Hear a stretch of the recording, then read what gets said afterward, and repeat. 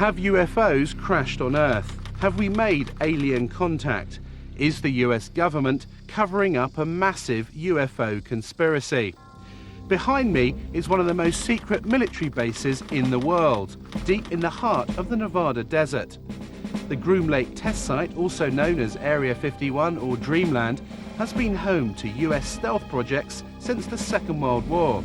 However, in recent years, a more disturbing story has emerged, and that is that the government is back engineering recovered alien spacecraft. Tonight, based on evidence given to us by top military personnel, engineers and scientists, we can exclusively reveal the UFO technology that's being developed behind me. It's a story the US government has tried to cover up for half a century. The truth behind Dreamland.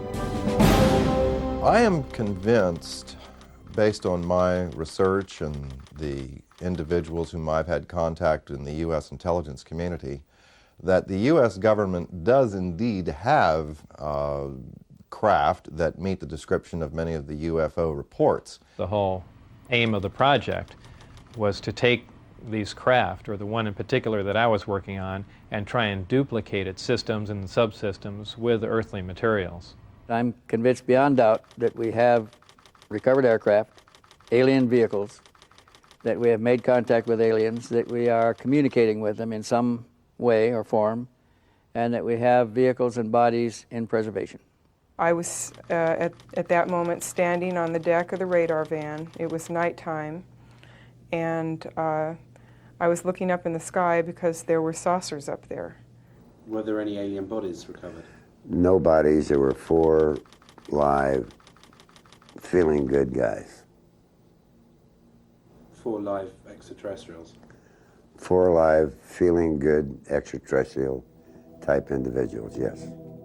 They are here, whoever they are, wherever they came from, whatever they're doing. Other intelligences are messing around on our planet.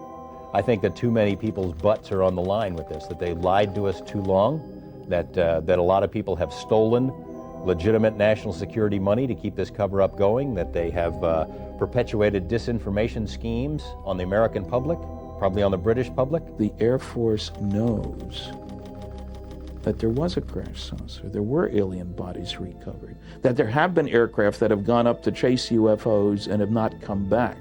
They know that we're dealing with the biggest story of the millennium. Set on a remote dry lake bed 80 miles outside Las Vegas, Area 51 is just one part of the massive Nellis Air Force Base, which is roughly the same size as Switzerland.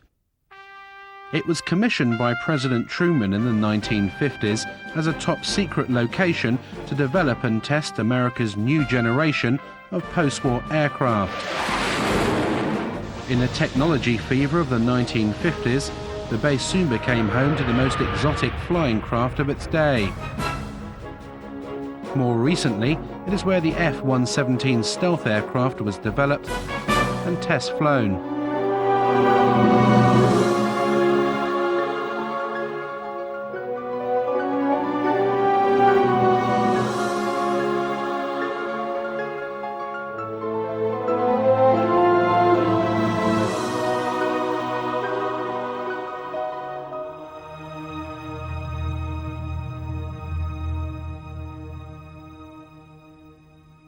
This is an area that has been known but officially denied for many decades.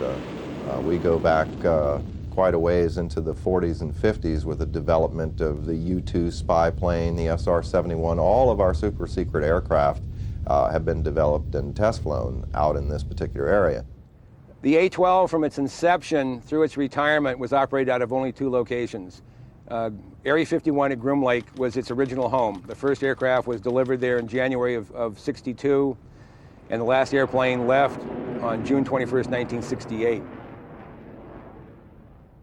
The US Air Force denies that Area 51 exists, despite footage of the base and Russian satellite photos that we have obtained, which clearly show hangars and a huge runway stretching across the lake bed. In the face of constant denials of its existence, the base has expanded since the 50s, with several passenger jets now landing every day, carrying hundreds of workers to the base. With this level of personnel, the few buildings that can be observed above the ground are merely the cover for a large underground facility.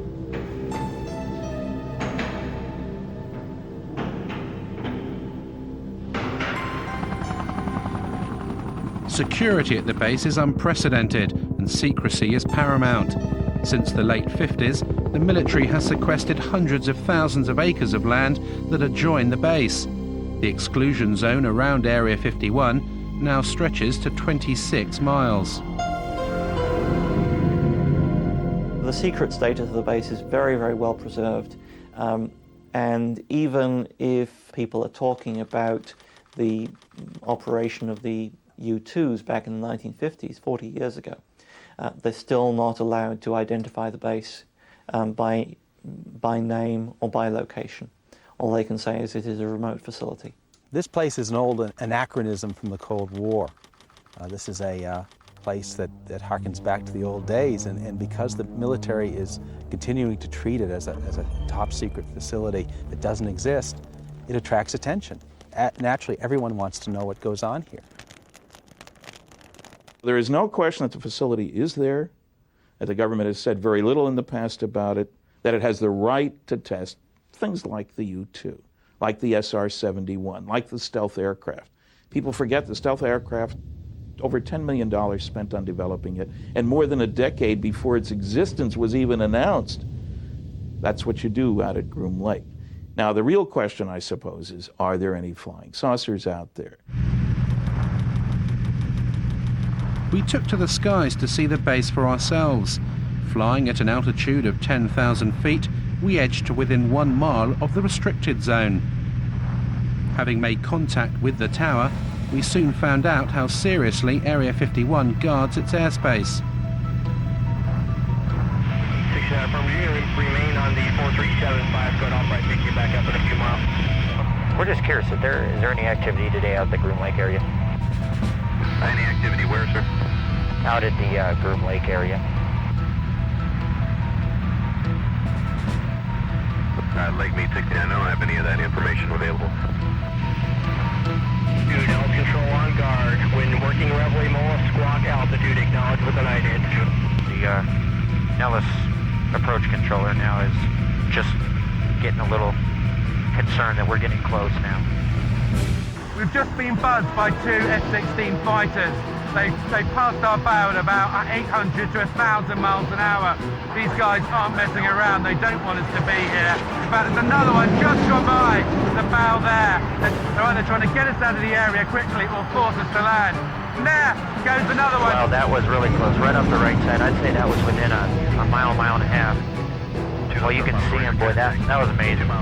And they have TCAS on board, so they definitely had radar contact with us. That was really close.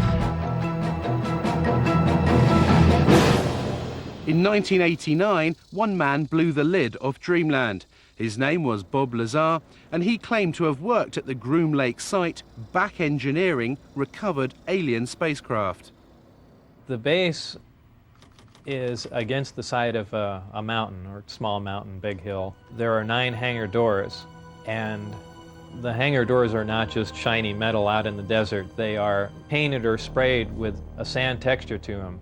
And from what I can ascertain, to prevent satellites from photographing the installation, so they look like the mountain range. It was pretty effective from what I could see.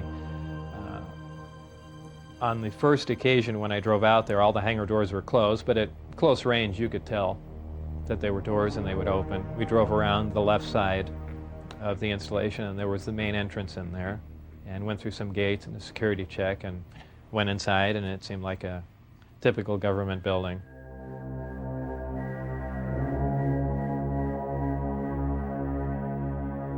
The work that I did basically entailed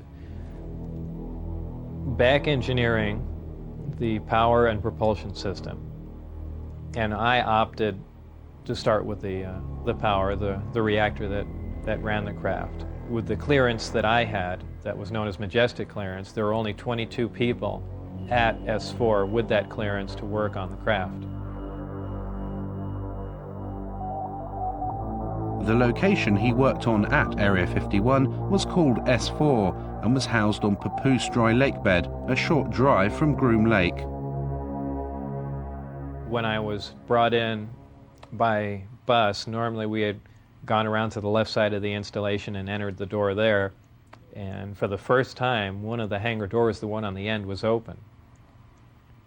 The bus drove up and we stopped there, and clear as day in the hangar, taking up almost all the hangar, was the disc. Looked like something right out of a science fiction movie. And we stopped, got out, and for the first time I was let in through that door. And as I walked in there, I thought, well, this is the new advanced aircraft we've been working on, and this is why people keep seeing flying saucers, because it's ours, and we've just been testing it probably for all these years. And when I walked alongside it, I ran my hand on it. I say it's metal because it was cold, so I just assume it was some sort of metal. And in fact, by the hatch that was taken off, there was an opening there, and it had a little backwards American flag stuck on it. So I was positive it was something we had manufactured. I was allowed on the craft on one occasion to see the placement of these systems in case it was important to their operation. So I was, of course, escorted in the craft, and it was obviously made to be piloted by something smaller than the average human being, very cramped in there.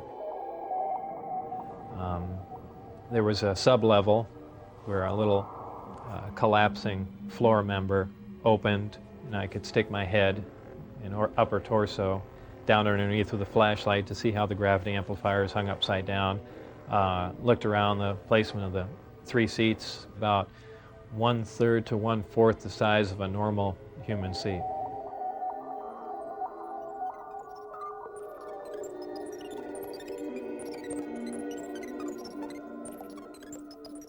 At one point when I was in the craft, one of the archways became transparent. There were some technicians working on something else that I had no knowledge of. So, and also something began to scroll up on the screen. So it might have been possible that the skin of the craft, whether under, electrical influence or something else, could at times become either transparent to look outside, or be used as some sort of video screen. That was pretty amazing. When I went outside and looked at it, it looked as if it was just a plain piece of metal again.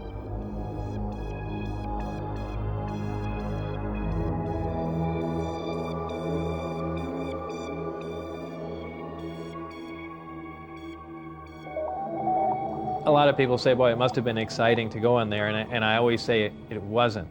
It was a very ominous feeling.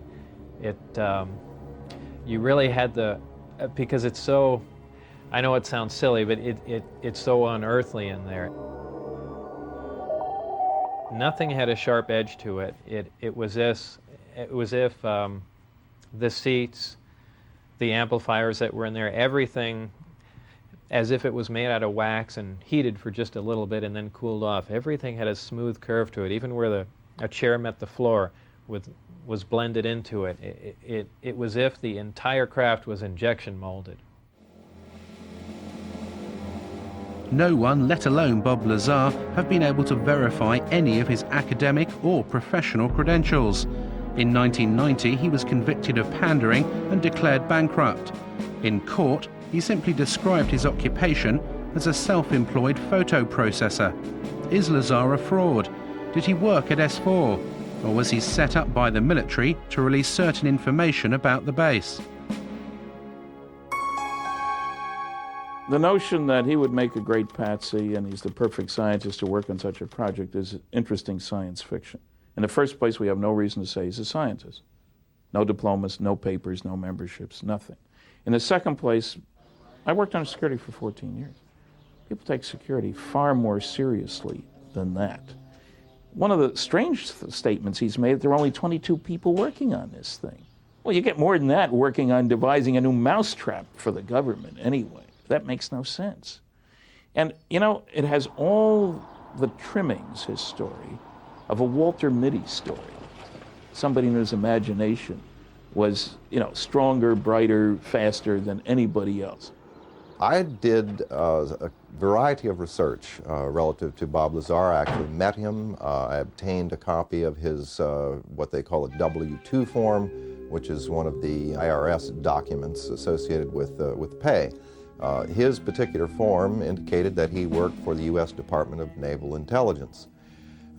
My investigation of this document and the claims that Bob Lazar made followed a very strict path of sound research. I contacted the U.S. Department of Naval Intelligence and indeed verified that they were likely responsible for presenting that W-2. I investigated the issue with the Internal Revenue Service. They informed me the exact words were, it appears to be legit, that it was a genuine document. It was not something that had been fabricated. There were a variety of numbers, contract numbers and so forth, issued on the document, which I was able to research, again finding that these were highly classified numbers. In fact, Internal Revenue Service ran into a brick wall when it came to trying to track down the actual employer associated with the document. He gave me information about his background, educational background and employment background. I started with his claim to have worked at Los Alamos Lab. I figured, well, that's a good starting point. If he worked at Los Alamos, it's pretty likely that he had an education somewhere. They don't just hire people off the street. And if he worked at Los Alamos, especially on classified projects, it's at least reasonable to assume he could have been hired somewhere else in Nevada to work on similar projects. We went to Los Alamos and got nothing even close to cooperation. They wouldn't respond to our phone calls. They say, we have no information on Bob Lazar. There's nothing in the files. I said, are you sure now? No, nothing in the files. I showed them the phone book entry that Bob had kept that said he was there. I showed him the newspaper article that showed that he was there. Are you certain that you don't have a Bob Lazar? Well, maybe we had a Bob Lazar. Here's an ID number, but he didn't work for us. He worked for someone else. Basically, Los Alamos Lab tried to thwart me at every step. Were completely uncooperative in trying to get information about Bob, and I found that to be the case at every step of the way in trying to verify his background. I'm the one that couldn't find any records or anything. I mean, I'm the one that brought that up, because I was the first one to run into that. Initially, I couldn't get a hold of my birth certificate either, and that was one of the things that concerned me, is they might be trying to make me essentially a non-person. I think it's most likely that Bob Lazar was indeed set up to be the conduit for certain information relating to this extraterrestrial project. On one occasion in the desert, Bob Lazar saw a flying disc being tested. I was brought into the hangar for one of the short duration tests, and the craft was already outside on the lake bed, and lifted off silently and was drifted around for a bit and set back down, and that was pretty much of a marvelous sight. It's a huge thing. It's like seeing a house lift off the ground quietly. It's just, you can't imagine the energy involved to do that and not to make any noise at all. There was some audio communication with the craft, and so I can only assume that there were humans on board, and somehow they had managed to squeeze themselves into those little seats or put something in there to sit on, and obviously they knew how to operate whatever controls there was, or fabricate their own, or retrofit it with something. The Apollo space missions of the 1960s stirred America into space fever. But as the country's finest astronauts hurtled skywards in conventional rockets, did the president know of the existence of sources and propulsion systems that were literally out of this world?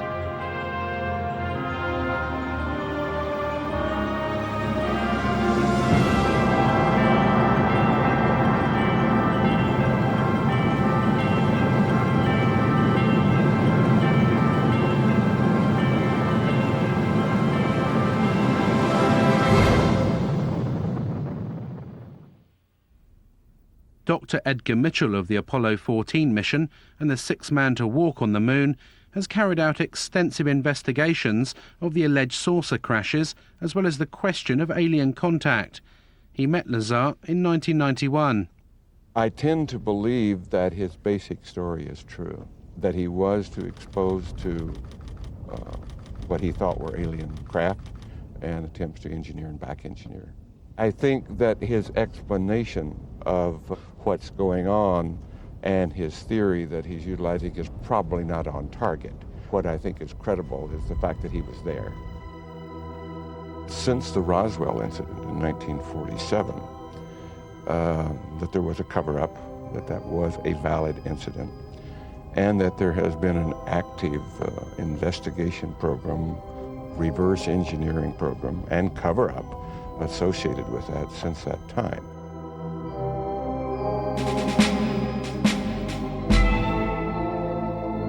After working at S4 for several months and in clear violation of his top-secret clearance, Bob Lazar decided to tell his closest friend, Gene Huff, about his work at the base.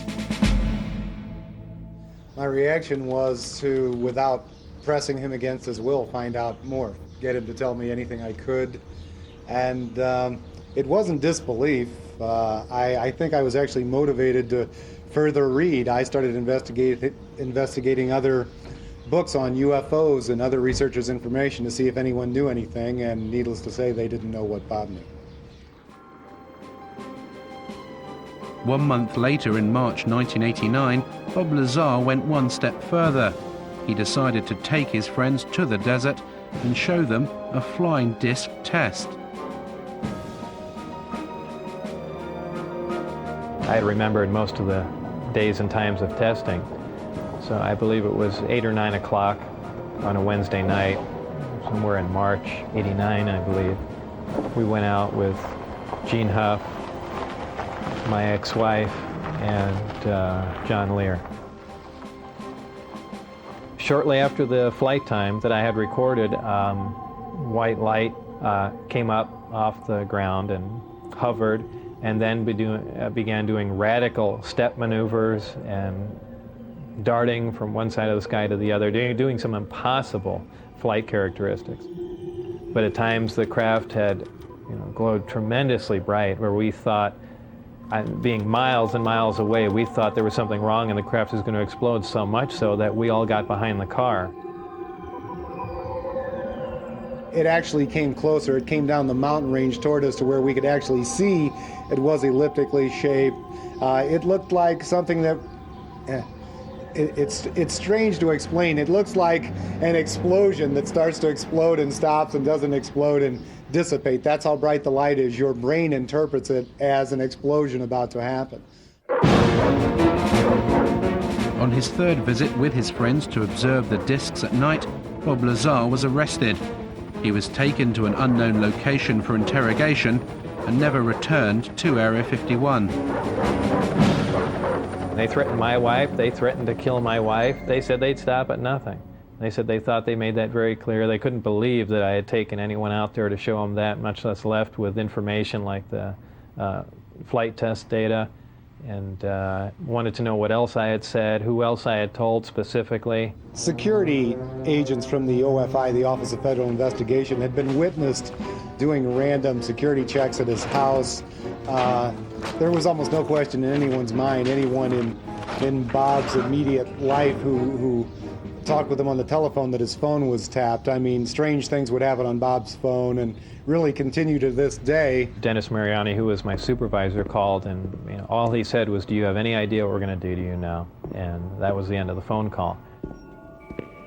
They were crazy. They really were. They were completely out of control. When you go to work out at those locations, you sign away your constitutional rights. You sign a piece of paper saying that if you violate your security agreement and you discuss programs that you're working on without a trial, without right of appeal, you're going to go to Leavenworth Federal Penitentiary for 20 years. That's a real big incentive to keep your mouth shut. We had an engineer who worked at this TV station who, before he was here, had worked at Area 51 and had seen one of these craft under a tarp. Walked into a place he probably shouldn't have been. I arranged to do an interview with him. He lives in another city, in another state. He agreed reluctantly as long as I would block out his face. Well, we make the arrangements on the phone. The interview is supposed to happen the next day. He gets up, goes to work. There are two men in a car outside of his house talking into a radio. They follow him to work. When he gets out of work, they follow him home. No interview. I mean, it happened again and again and again. Same scenario. It has been very difficult to talk about this. It's almost like every time I relate the story, it gets a little easier. But when I first started talking about it, it was like my mouth didn't even want to form the words, and the sound didn't even want to come out of my throat. So I can only guess from that there was a very strong suggestion given to me not to talk about this, not to remember it, and if I did remember it, not to ever talk about it to anyone. This man is a 71-year-old mechanical engineer who, like Bob Lazar, claims to have worked at Area 51. He started working there in the 1950s on a flying disc simulator built to train US pilots. He said he's been given permission to talk to us about certain specific aspects of his work, but asked us not to reveal his identity. We received a disc from extraterrestrials. This particular one that I had to work on, or did work on, was from the Kingman crash. And that was later on taken to a Nevada test site where, at the time, I didn't know. Were there any alien bodies recovered? No bodies. There were 4 live, feeling good guys.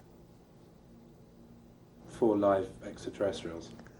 4 live, feeling good extraterrestrial type individuals, yes. And where were those 4 extraterrestrials taken? Initially, they were taken to New Mexico. And then several months later, they were taken to the Nevada site. One of the things I worked on was a flying disc simulator to train pilots to fly this strange-looking craft designed for humans to fly, not for any extraterrestrials to fly. His most fantastical claim was that he worked at Area 51 with an alien codenamed J-Rod for 16 years on this simulator project. J-Rod is a gray alien, about 5'4". His role was only as a translator, scientific translator. That was all. If we wanted to put something in the place of what they had, he had to agree with it. I would have a question, and I would bring it up in my mind, just how I wanted to present it with him, and he'd already know that I had this question, and he would already have the answer for me. And if he responded, it would be in my voice. And you wouldn't even open your lips. It is possible that he and a few thousand others are working on a project, either here or elsewhere. Is this a few thousand other greys? A few thousand other greys like himself. The nearest town to Area 51 is Rachel, population 150, and home to the most famous bar and grill in Nevada, the Little Alien. The local residents have seen their highway truck stop turned into the UFO and ET Center of America. Tourists flock to Rachel to scan the skies in the hope of having a sighting. For all the hype, the sightings of bizarre lights in the sky do continue. Local resident Chuck Clark has had many unexplainable sightings.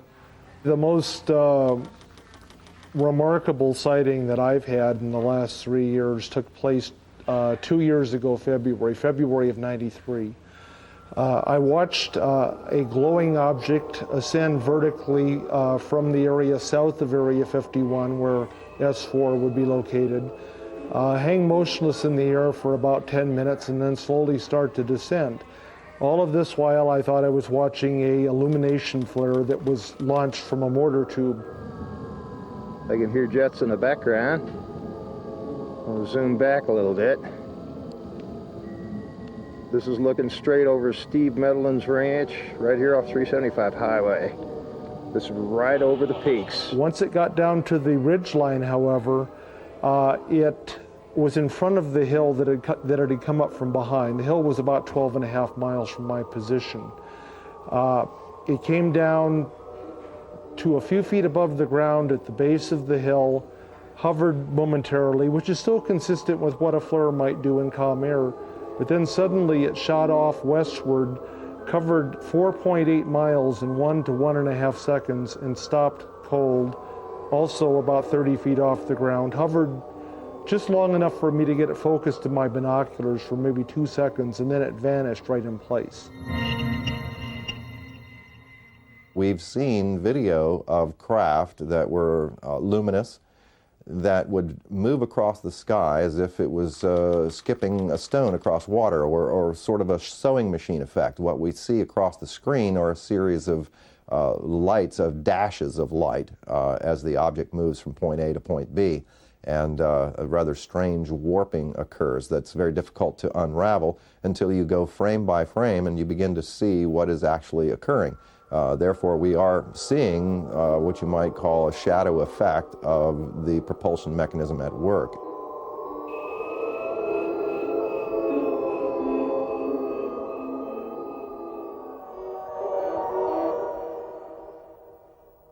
I've spoken to several people who've seen UFOs or disc-shaped craft out there. An attorney who lives here in town who has seen one. He saw one land outside the boundaries of Area 51.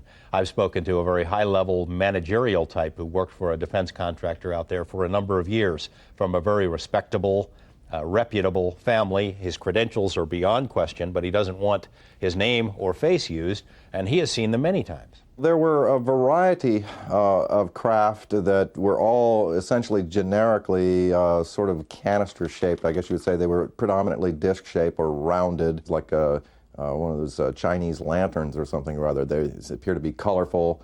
At least they were multicolored in addition to the lights that seemed to be able to take on the light of the background. They could camouflage themselves somewhat in the sky by absorbing the blue light from the sky and clouds.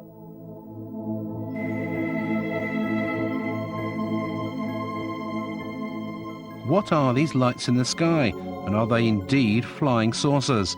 We asked US Navy physicist and UFO expert Dr. Bruce Maccabee to examine the footage.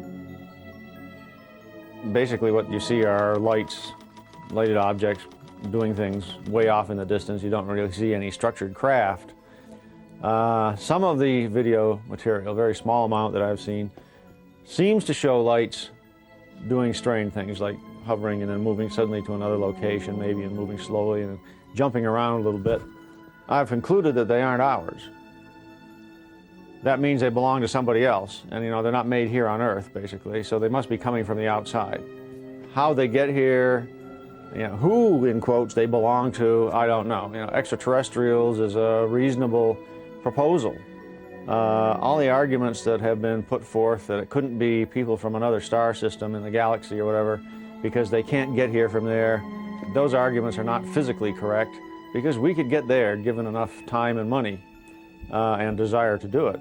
However, it's clear that these other intelligences, whatever they are far beyond us in terms of technologies.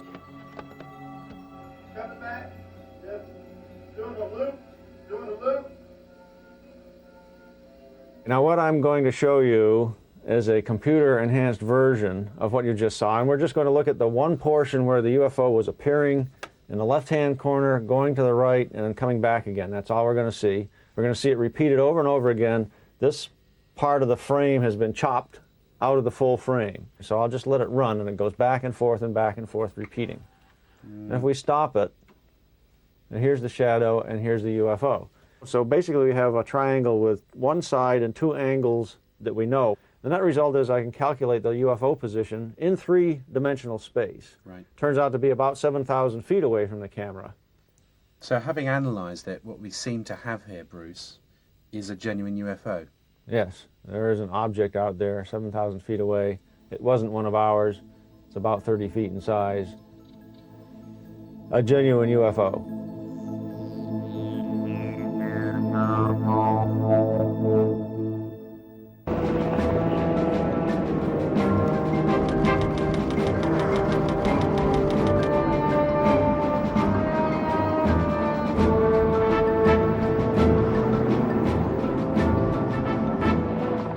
The security at Area 51 is formidable.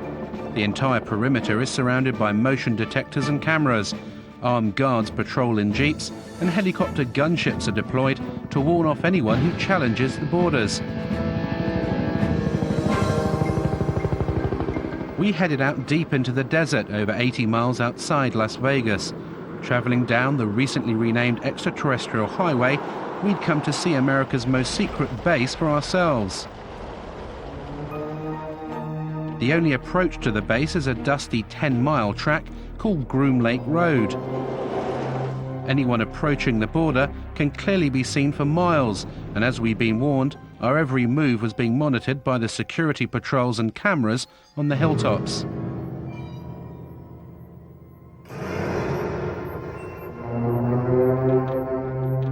This is as far as you can come to go to the Groom Lake base. It actually says on these signs that use of deadly force is authorized.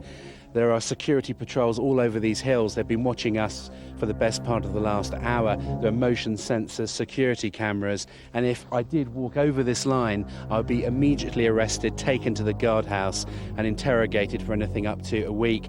As soon as you step over the line, past this sign, you lose all rights.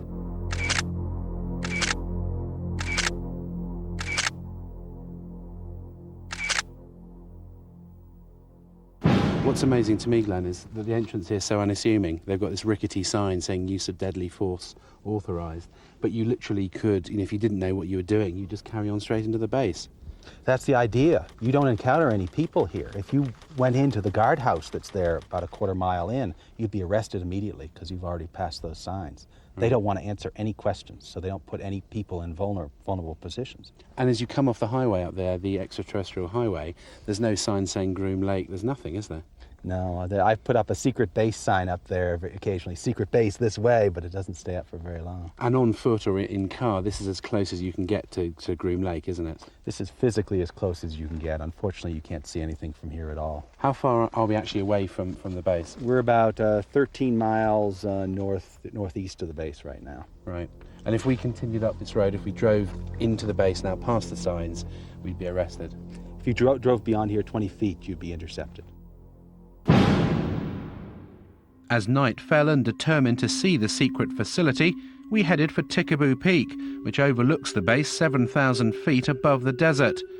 At our base camp, I talked to Glenn Campbell, who founded the Area 51 Research Centre in Rachel and who produces the Groom Lake Desert Rat newsletter. He gave up a successful career in computers to devote his life to uncovering the truths of Dreamland. This is a large facility as big as the state of Connecticut. It's got lots of unknown, unexplored areas that you could store anything you want. Area 51 is only the best known secret base of a vast complex. They could house a lot of different things we don't know about. But there is actually no fencing, is there? Yet they know when you cross that line. It's simply marked by orange posts every few hundred feet. It's easy to wander across this line, but as soon as you do, they're going to detect you and they'll be right on you. This is a very harsh military border. It's not a place for tourists. Military has never said there are no UFOs. It's never directly denied any of the Area 51 stories. It would have been so simple when these claims came out, these Papoose Lake claims, for the military to simply say, look, we have nothing there. They could take a few reporters to this area and show them, nothing there. The military hasn't done it. The military has stonewalled. It has remained silent. And that's the most damning thing that they can do. At 3 a.m. we started our final ascent of Tikaboo. We needed to reach the summit before daybreak in order to see the base lit up for its nighttime test flights. Even at night, the roar of the jet shattered the silence of the desert.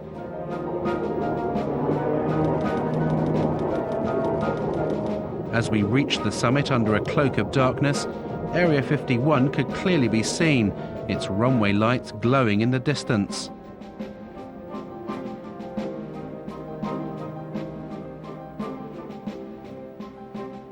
After trekking for several hours, we finally set up camp here, some 7,000 feet up. And since the crack of dawn, we've been watching non-existent flights, ferrying non-existent personnel to this non-existent base.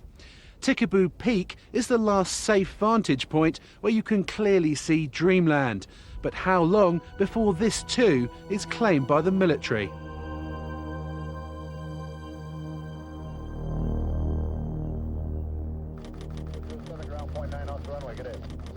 The Groom Lake mystery continues. We've followed the personnel flight out of the secret base, and they've landed here at McCarran Airport, just outside Las Vegas. There are apparently over a dozen flights every day, ferrying the personnel in and out of America's most secret base.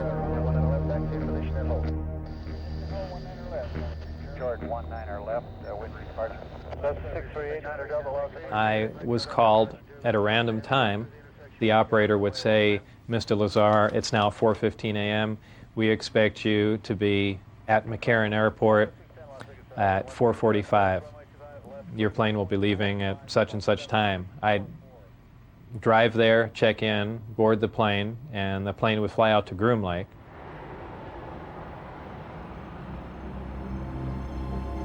As the Groom Lake workers headed off in their cars, we tried to enter the terminal. Who could you point me to at the base who could give me some information? Okay, what I want to tell you right now, you're trespassing on private property. Sorry, we thought that was the point. You're trespassing on private property. You're inside our gate. And I'm going to advise you right now to leave the premises immediately. Okay? Is this government? You're to do that immediately. This is private property. You're trespassing. Leave the premises as soon as I get to getting you information. Is it government property or is it just private? No comment. You're trespassing. Okay. Who are you trying to hit, bud?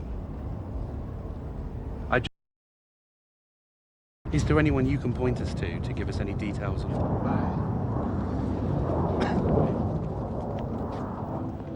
As we were ejected from the airport, yet another Janet flight left for Groom Lake. Reporting 737, wind calm, runway 19 left, Liberty go. Let's take that 19 left, early left turn. Roger, early left turn to 150, fuel south of sunset. 31. Janet 3, Janet 605, cross runway 25 right, kind of ground point 1 on the other side, good day. Our investigations have revealed that a private company is working with the US military at Area 51. We believe this is the company, EG&G Special Projects. It's worked for the last 50 years on top secret and sensitive projects with the US government, and it's said to control the Janet flights that take the workers to the base, as well as all the security and technical support for the back engineering of alien spacecraft. I did not work for EG&G directly. I was just interviewed in one of their facilities at McCarran Airport. A short time later, I was called back in for this new job at S4, and they had explained to me that it dealt with some sort of field propulsion system, and I was just under the assumption that this is an advanced type of aircraft that's being worked on, and I was excited about the position. Just leave the private property. Okay. So they actually cut your camera off and please leave. Does it have any connection with the Groom Lake base? I'm asking you to leave the property. Does this company have any connection with the flights that leave McCarran?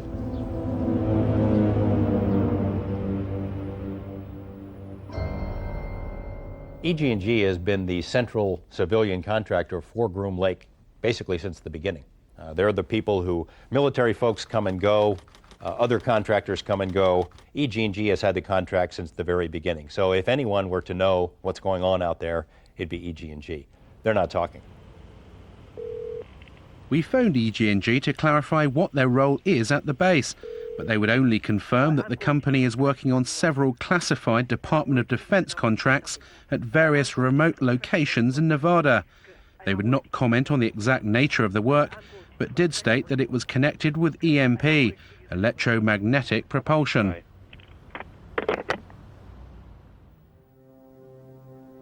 If recovered alien craft are buried deep beneath the Nevada desert, then the power to release this information to the public lies deep inside the corridors of Washington. As an intelligence insider said to me, the problem isn't obtaining the information, it's handling the truth.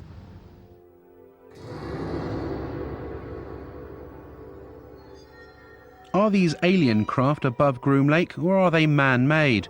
Have the US military developed the technology to build flying discs?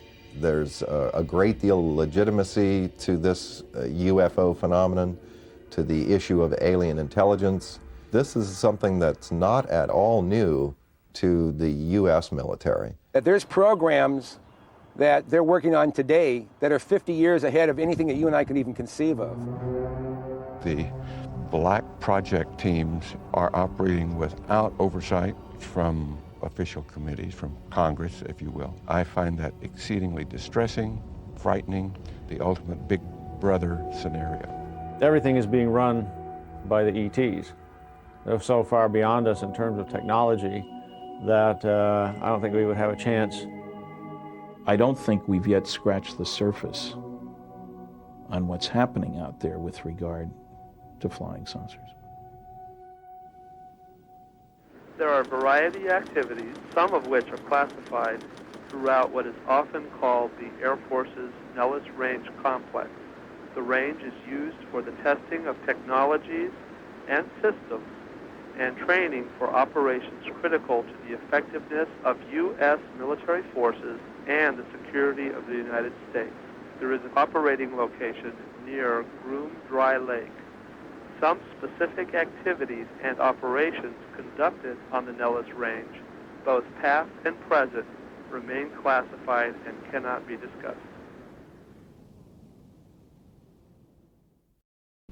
Based on the evidence of former workers and the unexplainable lights in the sky, there is little doubt that Area 51, seen here in the distance, does house flying craft that are literally out of this world.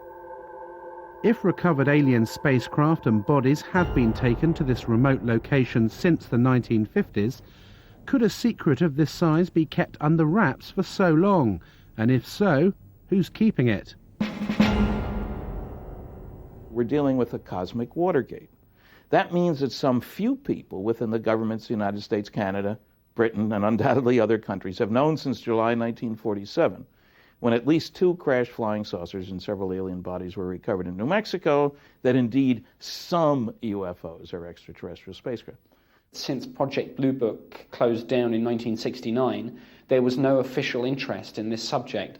That seemed, to say the least, a trifle strange when documents that have come out under the Freedom of Information Act in America show the contrary, show that organizations like the CIA and the NSA are actually very heavily involved in UFO research. There's a relatively small number of people within the intelligence, military intelligence and scientific and technical intelligence community who are aware of what's going on, and an even smaller group who are actually organizing top secret research into this phenomenon. Whenever we'd have a crash, the staff people would tell the public information officer, use story number 38 in the book, and he would release details according to a standard release procedure for that kind of a story. And they never told the truth because that was always classified information. The government is fighting tooth and nail. It will not reveal any kind of information about that base, and as a result, workers, people who helped win the Cold War, who dedicated their lives to these secret programs, who kept their mouths shut for all these years, are dying because of exposure to toxic materials that the government refuses to acknowledge exist out there, because they refuse to acknowledge the base itself. If it is already explained, there's nothing exciting, why can't people talk about it? Presenting Cosmic Journey. One of the most revealing glimpses of just what the Pentagon knew about the existence of crash saucers and alien contact came in 1989 with the development of a top-secret project codenamed Cosmic Journey. Cosmic Journey is a new experience in live entertainment, a new concept and a new dimension. This is something that no one should miss, and I guarantee you that millions and millions of people throughout the world will remember this for the rest of their life. Its aim was to display to the public, by way of a travelling exhibition, the crashed craft and preserved alien bodies that the government had in its possession. The Pentagon enlisted the help of Bob Exler, a NASA mission specialist in robotics, who was also a respected UFO researcher. At a series of meetings in Washington in 1989, military officials set out their plans to Exler. They were devising a variety of kiosks to show the history of the UFO sightings, UFOs associated with the space program, and of course aliens associated commonly with the abduction phenomenon. I was shown photographic rendition that involved an actual, what appeared to be some form of an alien creature, typical to the gray aliens that have been referred to popularly in the publications and in the press. The creature was encased in sort of a glass coffin-like structure that was being preserved. There was a lot of apparatus, tanks and so forth, probably some form of a cryogenic tank to preserve the body from decay.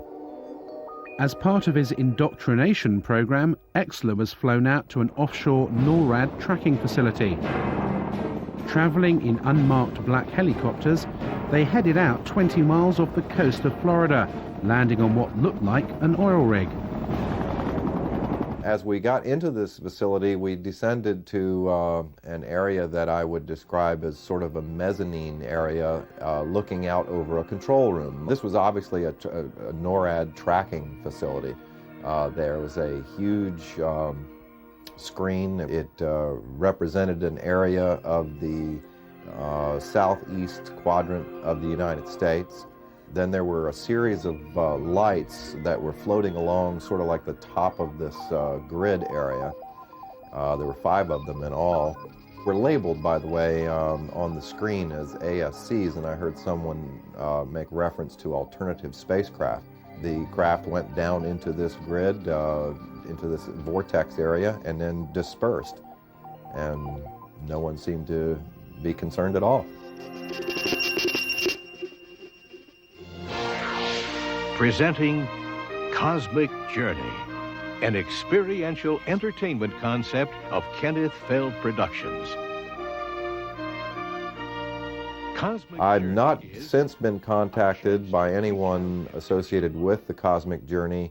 There have been, since the publication of the book revealing the project itself, there have been a number of plausible denials by members associated with the project, and of course categorical denials on anything related to the more intrinsic alien issues. The only official UFO investigation that the United States will admit to was Project Blue Book. It was set up by President Truman in 1952 after a rash of UFO sightings over sensitive military areas. Was it a genuine attempt to investigate UFOs, or just a smokescreen to keep an increasingly anxious Congress and public at bay?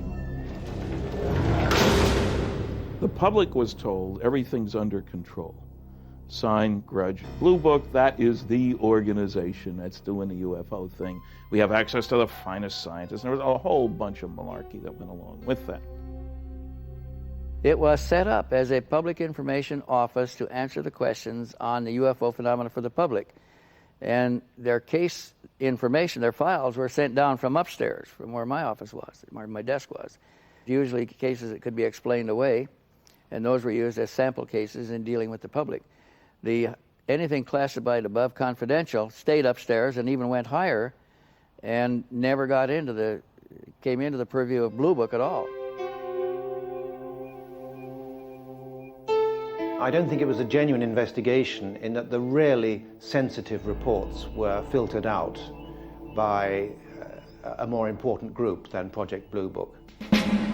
We have obtained copies of Project Blue Book documents. There are literally hundreds of reports of UFO sightings and eyewitness accounts from both civilians and military personnel, many that were unexplainable.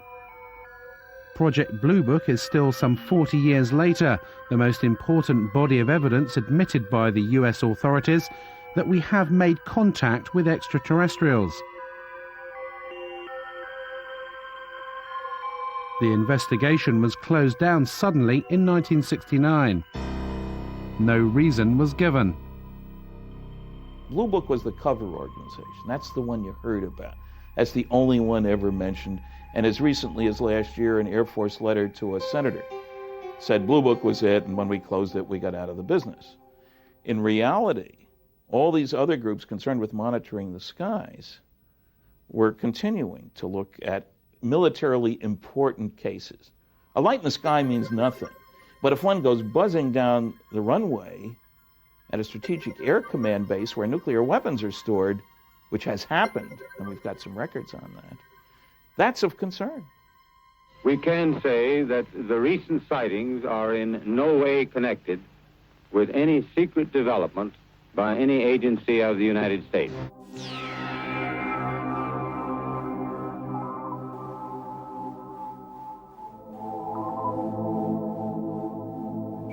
You can go and look through the Project Blue Book records and find numerous sightings which have been, quote, explained. And you go and look at the explanation and you find the explanation does not fit the description by the witness or witnesses. That's evidence that the Air Force was trying to get rid of the problem by explaining it away at all costs. The evidence seems to suggest that the United States government is still investigating UFOs. The question is, who's in charge? Both the NSA, FBI and the CIA deny any responsibility. Because all information regarding extraterrestrials is handled as SCI, sensitive compartmentalized information, even the President of the United States in the White House behind me may not know the whole story. Who's in charge? Is it the President? Is it the Air Force? I'm convinced that we still have an analog with Majestic 12, a group of outstanding people, intelligence community primarily, and some technological people are running the show. Presidents come and go, the intelligence agencies go on forever. To the best of my knowledge, there is no official UFO investigation unit operated by the United States government. However, unofficially, the records show that the Defense Intelligence Agency, through its Defense Attaché system, has a remit to report on UFO incidents worldwide, and that's easily provable, despite the fact that the DIA maintains they have no interest at all in the subject. I tried during my 3-year tour of duty to establish contact with an opposite number in the United States. I made repeated attempts to do that, but consistently drew a blank. I was told that since Project Blue Book closed down in 1969, there was no official interest in this subject.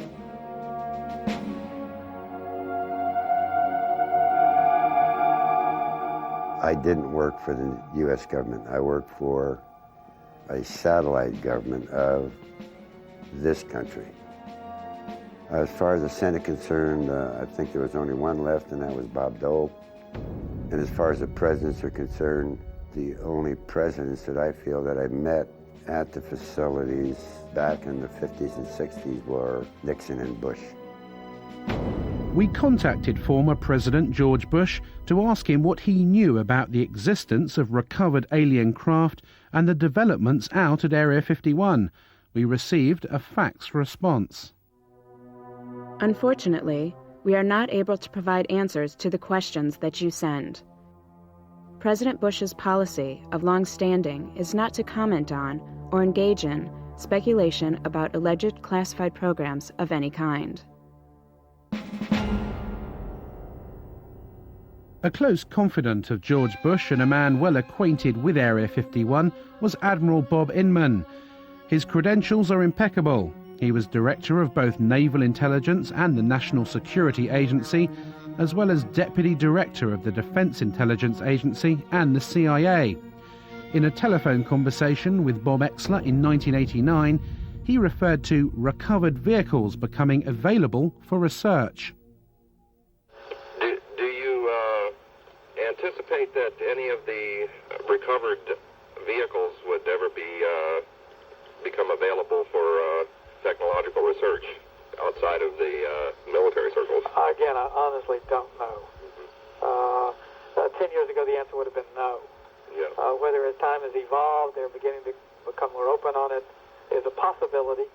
He knew from an official standpoint that these vehicles, these objects existed, that they were in military, U.S. military custody, and that there were scientific projects associated with those. I believe it is the first revelation by anyone in a high enough level capacity within the U.S. government, especially within the intelligence community, to, in effect, acknowledge that we are indeed involved, that UFOs are real, that they were developed by non-human intelligence, and that somehow or another we have acquired possession of that technology. Inman does not say much. There is no reference, there's no mention of UFOs, spacecraft, anything like that. The conversation centers on recovered vehicles, technology, and so forth. But Admiral Inman was aware of the subject matter, and we know from his executive assistant, Tom King, that there was to be no public discussion of these matters, the matters that had been discussed between Exler and Inman, because of national secrecy laws. We ask that you not quote him or use his name in any manner without his prior approval. Inman retired from government service in 1982 to become president of Science Applications International Corporation of San Diego. Interestingly, one of the company's primary areas of research is into gravitational propulsion systems, the same method of propulsion of flying discs that Bob Lazar worked on at Area 51. Jane's Defense Weekly, the popular military and defense publication, published an article about SAIC, and as a postscript to the article that anyone who believes in the science of anti-gravity to be too arcane, too esoteric, even for the U.S. Air Force, should consider the electric propulsion study undertaken by SAIC for the Astronautics Laboratory, which is now part of the Phillips Lab. The study's primary objective was to outline physical methods to test theories of inductive coupling between electromagnetic and gravitational forces to determine the feasibility of such methods as they apply to space propulsion, and in simplified terms, an anti-gravity propulsion system. It remains for some the ultimate quantum leap. Well, it's possible, one, because I saw the equipment that would do it, and two, it is theory that would work. Gravity distorts time, and like I said, that's not a theory, we know that to be true. And if you're bending space and time along with it, when you wind back up in that place, you're there between the ticks of a clock.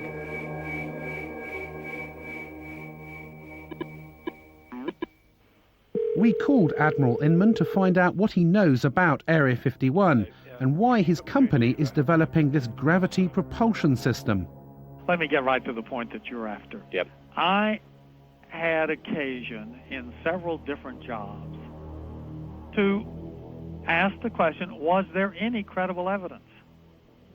When I was the vice director at the Defense Intelligence Agency, the National Security Agency, the Central Intelligence Agency, I inquired at each of the three places at different times, do you have any credible evidence that would support the existence of UFO or, aliens? Yep. And the answer was always no. Janes wrote an article in which it mentioned Science Applications International, and it referred to some of the development it was working on as the ultimate quantum leap, exotic, shall we say, gravity propulsion systems. What exactly are those, and what are they used for flying craft? I'm pausing because I want to make sure I don't overstate the case. Right. We're on a little sensitive ground here.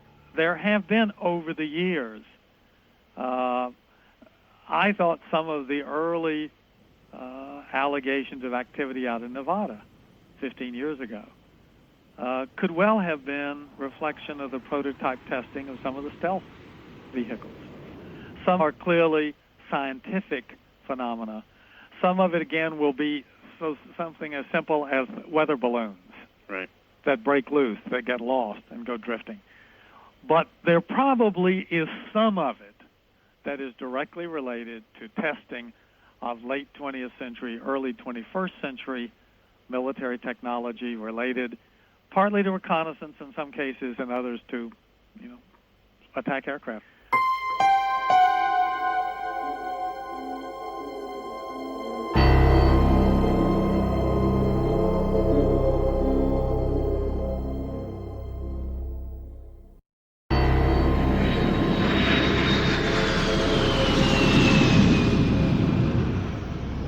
This is the Nellis Air Force Base, one of the top military installations in America. It's split into 4 main areas. The Tonopah and Nevada test sites, where America's top secret nuclear tests take place, as well as the Nellis bombing range, where the latest jets and bombers are put through their paces. It's also home to Area 51, so if there are flying saucers being tested over the desert, then the personnel at Nellis definitely know about it. We were contacted by a former radar operator at Nellis, who confirmed that she had witnessed a classified flying disc test out in the test range. She left the Air Force in 1985 and is too frightened to reveal her true identity. The flying disc test took place at night in the desert a few miles from the base. I was at that moment standing on the deck of the radar van. It was nighttime, and I was looking up in the sky because there were saucers up there. There were 10 to 15 saucers, and they were glowing orange on the bottom. The one that was closest to me, I could see in pretty good detail. I was standing with a group of people of whom I did not know any of them, and they did not appear to know each other. So it seemed like we were all very isolated. No one was talking to anyone. It was very frightening, because what I was seeing was definitely something that was very highly classified, and there was a couple of people talking inside the radar van who I assumed were officers, but no one was wearing any rank insignia and no one was wearing any name tags. The maneuvers that they executed were very sophisticated, so my guess is that they were being piloted by aliens who knew exactly what maneuvers they could do.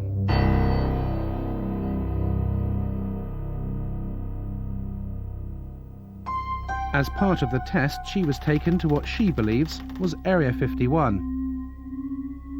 We were taken to a medical facility that was very sophisticated. Someone came and took me into an examining room, and they had me lay down on a stainless steel table. And someone came in through the door, walked around the table up beside the right side of my head, saying in a real deadpan, monotone voice, "Stay calm. Stay calm, stay calm." When he got up by the side of my head, he had a hypodermic needle hidden in his hand. He brought it up, and it went straight into the right side of my neck, and whatever chemical it was went straight to the brain. It has taken her over 10 years to come forward with this information. It has been very difficult to talk about this. It's almost like every time I relate the story, it gets a little easier, but when I first started talking about it, it was like my mouth didn't even want to form the words, and the sound didn't even want to come out of my throat. So I can only guess from that there was a very strong suggestion given to me not to talk about this, not to remember it, and if I did remember it, not to ever talk about it to anyone.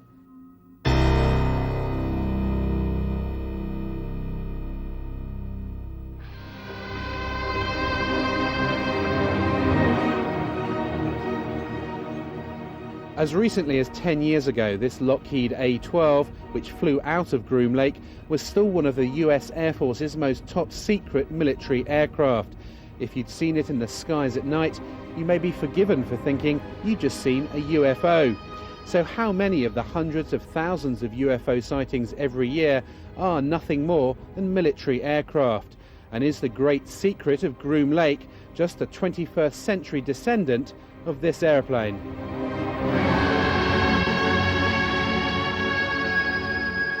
The original test pilot was Lou Schock. The first time he saw it, I mean, he rubbed his eyes, he turned around, walked back out of the production hangar at Lockheed and walked back in because he did not believe his eyes. You know, initially they were going to call it El Salvador instead of Cygnus.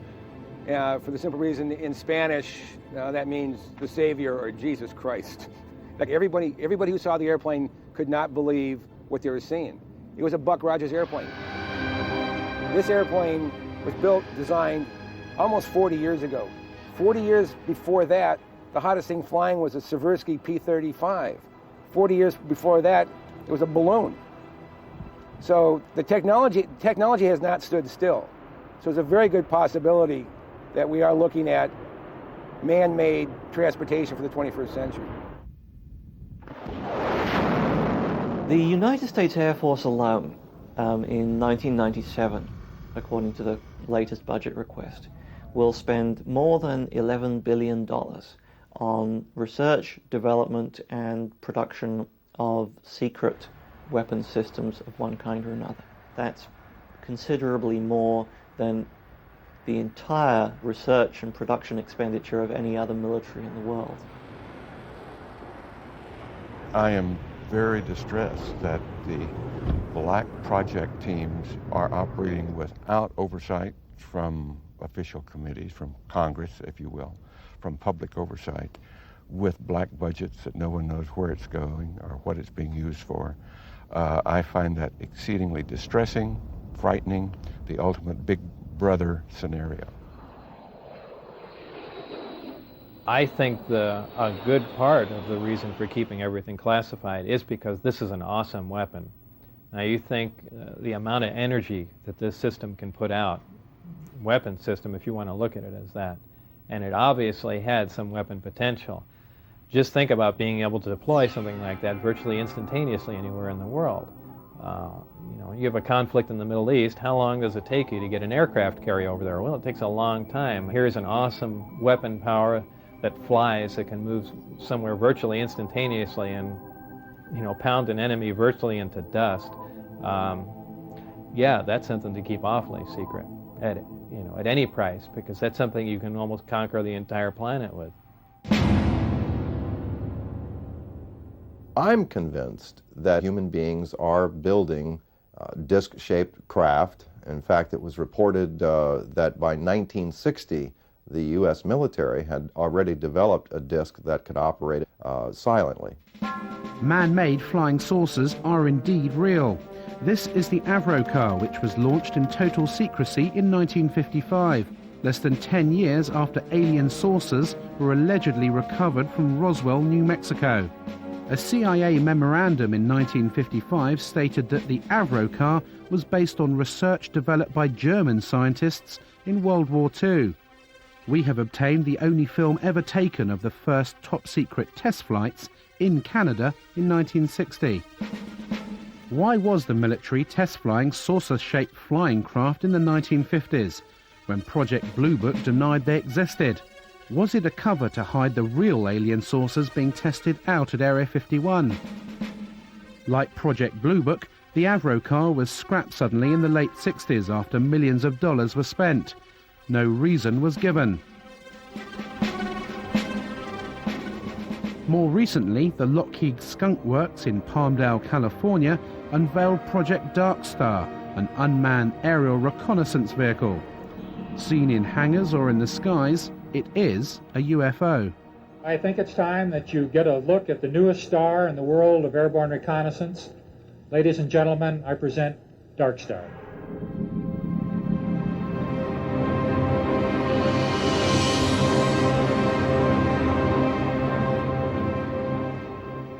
Dark Star is a very unusual looking aircraft. It has a saucer-shaped body and a pair of very long, slender wings attached to the back. Like many stealth aircraft, including the B-2, its appearance varies drastically according to what angle you see it from. If, for example, you see the aircraft kind of edgeways on, you might well think that this was something totally foreign, totally unlike any conventional aircraft, and certainly much more like what people have described as flying saucers. I think it's quite possible that some of the things that are being developed in the United States today are of such a revolutionary nature and still very secret that when they are seen from time to time, as things inevitably do get seen when they're tested, that they could be mistaken for what people think are UFOs. At any given time, of course, the technology that we have is 5 or 10 years more advanced than the technology that is on public display. But these sorts of things do not fly over the heads of bewildered members of the public. They fly exclusively in very clearly defined ranges and danger areas, so the sorts of things that are being reported as UFOs will not be ours. In September of 1947, the Air Force wrote to J. Edgar Hoover a letter saying, we've checked all of our research projects, etc. You know, this would be not just the Air Force, but the Navy and the Army, everybody, and we have nothing that could create these flying disc sightings. A big UFO convention came to an end in Las Vegas last night, and afterwards, naturally, some of the members went out in the desert to search for UFOs. A news crew went along too, and sure enough, it wasn't long before a mysterious, unidentified object appeared. Not too surprising, somewhere up there, you see it, because this patch of desert is right near a military test site. This looked like no aircraft lights that any of these folks had ever seen.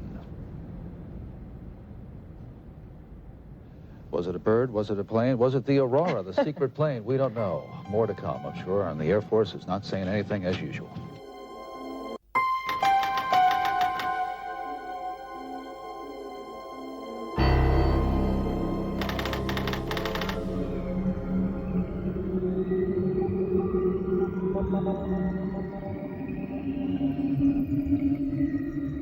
If UFOs are man-made craft, how do you explain the tens of thousands of cases of reported alien abductions every year? In 1975, 7 loggers were heading home after a day in the forest to Show Low, Arizona, and came across a bright light in the trees in the distance. Driving closer, they could clearly make out the shape of a flying saucer, which was lighting up the forest around them. Mike Rogers and Travis Walton were in the truck. Stop, Mike! Stop the truck!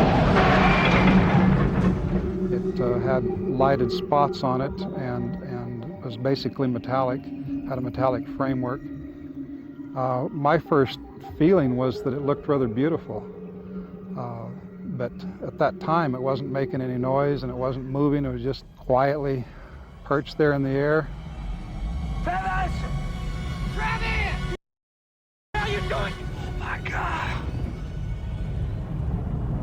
When it started to move, the sound got real powerful, and I jumped for cover, and I got down behind this log, and the guys were yelling, "Get away from there," and they were swearing and everything, and I was getting, you know, pretty scared myself, and I made up my mind to make a run for it. And when I raised up, wham, something hit me. A beam of energy, a bolt of lightning, but it wasn't like lightning. It was like straight-sided, like a deliberate beam of energy, but it was so powerful it created like an explosion that lifted him off his feet and blew him backwards. And here's Travis flying back through the air. He landed some distance from where he'd been standing, landed flat on his back, and as he's going through the air, his arms outstretched, he looked lifeless at the time, like the concussion of it had already killed him or knocked him out or something.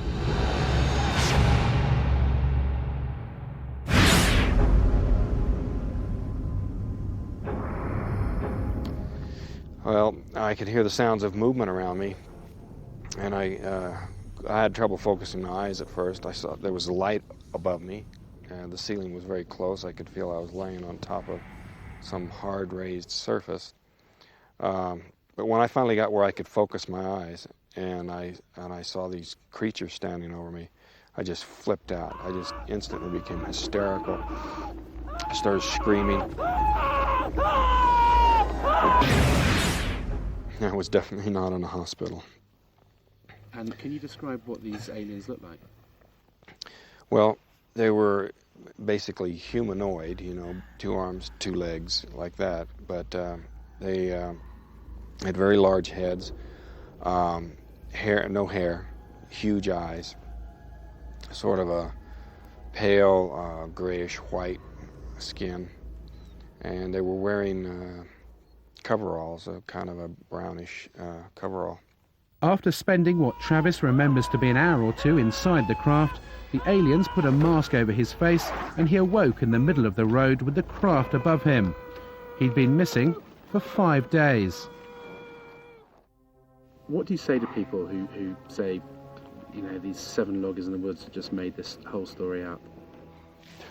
I mean, you know, 7 people see the same thing. They stick by their stories for over 2 decades. You know, all of us have taken polygraph tests. Every theory the skeptics come up with is just absurd and easily proven so. Well, I spent a day with Travis and Mike Rogers. He passed the lie detector test. Their story is consistent. There were 5 other people there, after all, who saw part of these events unfold, and who also passed the lie detector test. His story is consistent. It's never changed. In a court of law, that would make the case. I found his story profoundly convincing.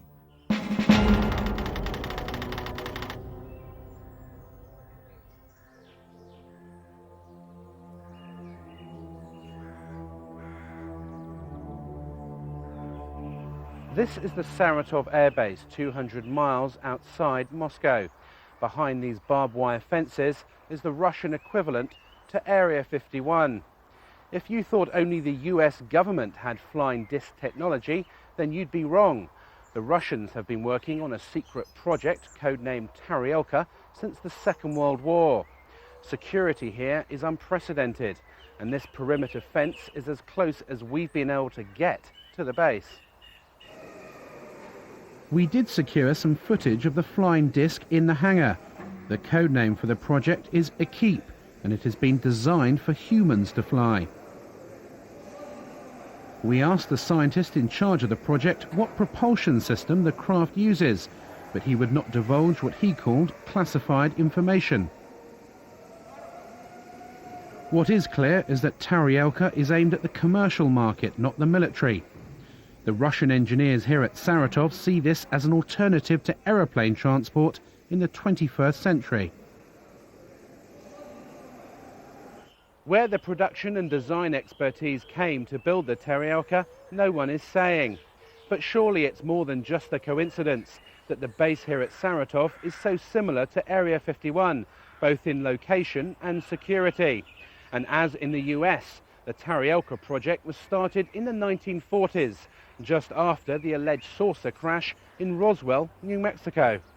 I'm pretty sure that the Russians have those craft. We were told directly by a leading Russian scientist who had worked on these things, that both the United States and the USSR had acquired information from captured Nazi scientists and had built craft like these.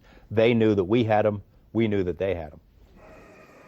The story I got from the Russians before is that these same scientists who felt that there was an alien connection, Stalin himself, I was told, believed in this alien connection, that these things came from somewhere else. Now, I think because of the political changes and the political uncertainties in that country, even these scientists are backing off from that position. Well, we're not quite sure if these are alien anymore. They're not certain that the Kremlin needs any kind of a UFO expose right now. The Taryelka will be on display at trade shows around the world in a few years' time, sold off to the highest bidder. The fact that mankind may be transported in flying discs in the early part of the 21st century is a startling transition from science fiction into science fact.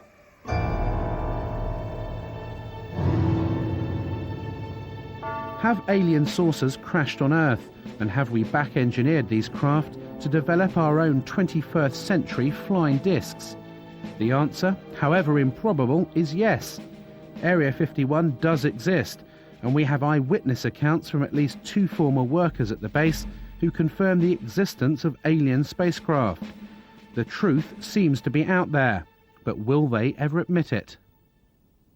It's likely to be a very long time before we discover what is actually being done out of Groom Lake now. If you look at the intelligence community particularly, they seem to wait anything from 15 to 20 years or more after something has been retired before they acknowledge its existence. Therefore, if things are operational now, we may not see them for another 30, 40 years. What also happens at that point is that things remain secret for so long that the people who originally decided they should be classified are retired or quite possibly dead. And it becomes almost impossible to declassify a program at that point because nobody knows quite why the secret is being protected.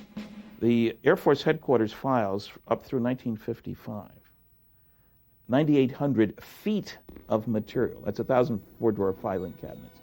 When I went to ask for stuff out of these files, only 10% of the boxes I was interested in had been classification reviewed. And in those boxes there were withdrawal sheets all over the place. So secrets can be kept. They are being kept. One way that they're being kept is the naivete of the people who think, if this was going on, I would know about it. The ego is a powerful weapon. They have to know that it has to come out, and it has to be part of their program that it will come out. We just don't know what the agenda, what the time frame is. I think it's very reasonable, let's say if contact were made in the 1950s, I think it's very reasonable of the government to say, let's keep it secret for 40 or 50 or 60 years so we can study it, so we can reproduce the craft, so we can understand what it is we're dealing with and release it to society slowly. Perhaps that's what they're doing now. Do you think the secret will be out in a few years' time?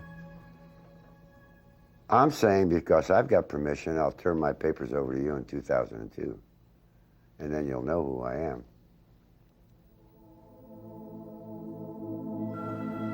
It's my impression that eventually there will be a weight of evidence so massive that society will admit that they are here, and at which point the government will have to admit that they've known a lot more than they've said all along. And this isn't just the U.S. government, this is virtually every government in the world. In 1979, the SETI program was set up to search the far reaches of space for intelligent life. It would seem that we now have an answer. The real reason for the cover-up is likely to be far more sinister than mere secret technology. We have to consider that the aliens themselves may be controlling the cover-up, especially if they don't really want us to know what they're doing here. Even if there is some communication between the government and them, everything is being run by the ETs. They're so far beyond us in terms of technology that I don't think we would have a chance.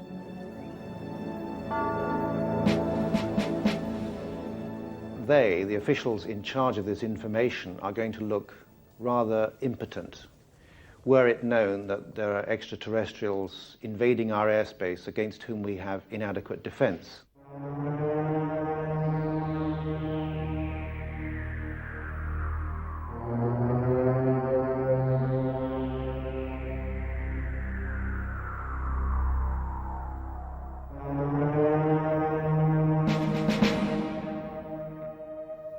We have investigated Dreamland for over a year. Whilst we didn't see any flying discs or alien bodies, we did see lights in the sky which could not have been aeroplanes, military or otherwise. We have proved beyond a shadow of a doubt that Area 51 and a large underground base out at Groom Lake does exist. We've seen the workers fly in and out of the facility and talked to alleged former workers at Area 51 about their back engineering of recovered alien spacecraft. We've seen actual footage of man-made flying discs, both American and Russian. And there are warehouses across America housing files like these, full of UFO reports and alien abductions. Is this body of evidence just a figment of someone's imagination? I think not. As we move closer to millennium, mankind will have to face up to the startling reality that we may not be alone, and that a select group of US government officials have known about this for some time. I occasionally think how quickly our differences worldwide would vanish if we were facing an alien threat from outside this world. And yet I ask you, is not an alien force already among us?